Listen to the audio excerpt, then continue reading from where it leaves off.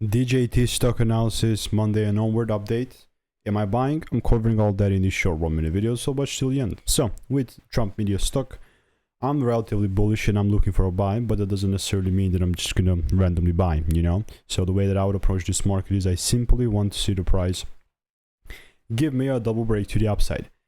I said double break, but it's just simply like a whack of accumulation, you know. So what I'm exactly waiting for is pull down, double break, and then I take advantage of it. Now, if the price does not give me the rules, you bet that I'm not going to try and force the stuff. I'm not going to try here, you know, be here and trying to force trades. That's not what I do.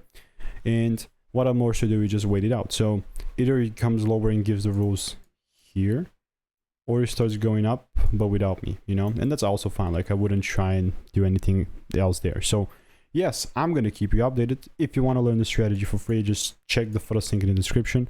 All the reviews are 5 stars, and I will be seeing you in the next one. Goodbye and enjoy.